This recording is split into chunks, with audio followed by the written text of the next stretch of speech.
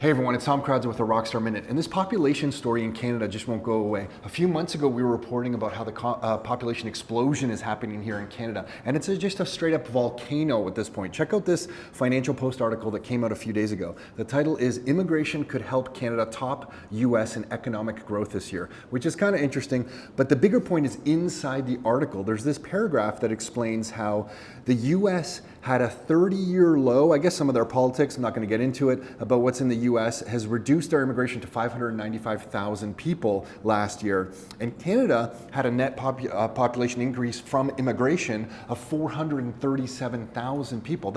We're roughly getting similar immigration numbers, but we are 1/10 the size of the US. Now check out some other stuff that I dug up for some Rockstar members a little while ago. If you look at the population estimates at the end of July, that's pretty much the latest data that we can get our hands on for population here in Canada. Canada's population is up over 500,000 people. And right in the middle of this little image that I shared here, the most interesting thing is this second arrow. It says Canada's population growth rate is the highest among G7 countries. Our population growth rate here is completely incredible, and very few people are talking about it. I want to show you one other article here. It says the country's rate of growth was twice as fast as that of the US and the UK.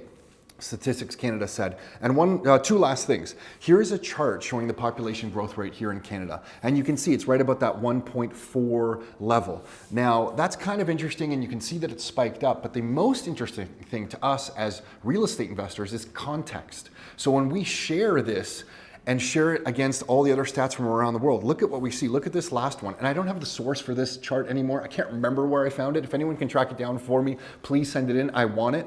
But look at this. Look at the population growth rates in Asia, Africa, Europe, Latin America, North America, and Oceania. Look where we stand. Ours is 1.4. I mean, we are right up there. At 1.4, we're growing faster than pretty much everywhere in the world except for Africa. So in an environment here in Canada, when we have all this population coming in, and then because of the weirdest monetary policies going on in the world right now, we have low access to money or cheap money. So if you have a lot of people coming into this space and money is cheap, it creates this crazy dynamic for real estate that's going to be fascinating to see it play out over the next 10 years.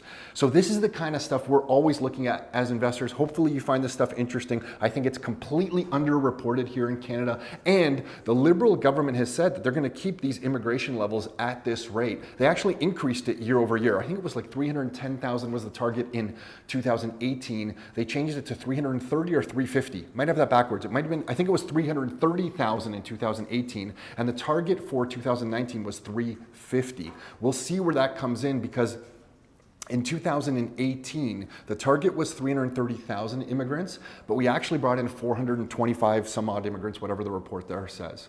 So it'll be interesting now when the target's 350, what we actually bring in. So fascinating stuff. Until next time, your life, your terms.